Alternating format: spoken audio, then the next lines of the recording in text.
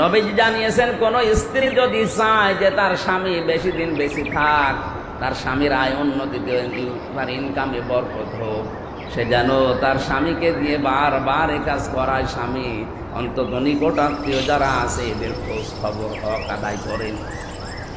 কারণ নিকট আত্মীয় স্বজনের খোঁজ খবর রাখলে, তাদের হকগুলো আদায় করলে আপনার হায়াত আল্লাহ বাড়াবে। 2 নম্বরে আপনার রিজিকে আল্লাহ নিজে বরকত দেবেন। এই কাজটা যারা করতে চায় না, বুঝতে হবে ওই স্ত্রী চায় যে আমার স্বামী তাড়াতাড়ি মরে যাক। কি হাদিস তো এইটাই বলছে।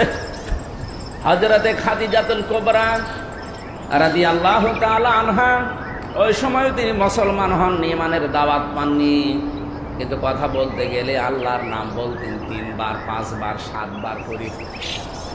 নবীজি নবুয়ত পাওয়ার পরে যেদিন বাড়িতে আসলেন, ডাক দিয়ে বললেন, ইয়া খাদিজা জাম্মিলুনি জাম্মিলুনি, হে খাদিজা আমাকে ঢেকে দাও ঢেকে দাও। হযরতে খাদিজা ওই দিন নবীজির চরিত্রের ওপরে 5টা কথা বলেছিলেন। পৃথিবীর কোনো স্বামী যদি, কোন স্ত্রী যদি তার স্বামীর পক্ষে এই 5টা কথা বলতে পারে, বেশক ওই স্বামী আল্লাহর জান্নাতি। তো বলা কঠিন আছে। বুখারী শরীফের হাদিস, হযরতে খাদিজাতুল কুবরা সর্বপ্রথম নবীজিকে জানিয়েছিলেন, আল্লাহি কাল্লা লা ইউখজি কাল্লাহু আবাদান। শব্দের দিকে খেয়াল করুন। হযরতে খাদিজা বললেন, আল্লাহি আল্লাহর কসম, কাল্লা কখনো না, লা ইউখজি কাল্লাহু আবাদান, কখনো আল্লাহ পাক আপনাকে অপমান অপদস্থ ভয় ভীতি দেখাতে পারেন না। কয়েকটা কথা এখানে ছিল যে আপনি গরিবের খোঁজ খবর নেন, আত্মীয় স্বজনের খোঁজ খবর রাখেন, এতিমের খোঁজ খবর রাখেন, বস্ত্রহীন যারা বস্ত্রের ব্যবস্থা করেন, খাদ্যহীন যারা খাদ্যের ব্যবস্থা করেন। যে নবীজির স্ত্রী যে কথাগুলো বলছিলেন মিলান তো। আপনি আত্মীয় স্বজনের সম্পর্কগুলো ঠিক রাখেন, আপনি এতিম মিসকিন অসহায় মানুষের পেটের খাবারের ব্যবস্থা করেন, যাদের কাপড়ের ব্যবস্থা নেই পোশাকের ব্যবস্থা করেন। এই কথাগুলো স্ত্রীর পক্ষ থেকে একজন স্বামীর জন্য আসা অত সহজ না। কারণ অধিকাংশ পরিবারে এই আত্মীয় স্বজনের সাথে সম্পর্ক নষ্ট করার পেছনে দায়ী এই স্ত্রী আর স্ত্রীর মা। এই কথা বলা লাগবে, এইটাই বাস্তবতা।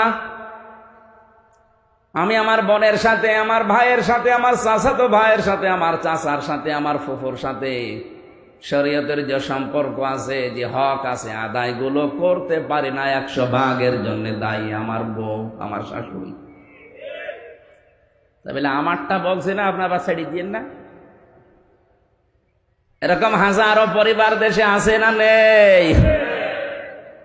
নবীজি জানিয়েছেন কোন স্ত্রী যদি চায় যে তার স্বামী বেশি দিন বেশি থাক, তার স্বামীর আয় উন্নতিতে, তার ইনকামে বরকত হোক, সে যেন তার স্বামীকে দিয়ে বারবার এ কাজ করায়। স্বামী অন্তত নিকট আত্মীয় যারা আছে এদের খোঁজ খবর হক আদায় করেন। কারণ নিকট আত্মীয় স্বজনের খোঁজ খবর রাখলে, তাদের হকগুলো আদায় করলে আপনার হায়াত আল্লাহ বাড়াবে। 2 নম্বরে আপনার রিজিকে আল্লাহ নিজে বরকত দেবেন। এই কাজটা যারা করতে চায় না, বুঝতে হবে ওই স্ত্রী চায় যে আমার স্বামী তাড়াতাড়ি মরে যাক। কি হাদিস তো এইটাই বলছে। মা বোন যারা এসেছেন মনে করছেন নামাজ পড়ি রোজা করি কালো বোরকা পরে ঘুরি, আমি জান্নাতে যাব না, যাবে কে?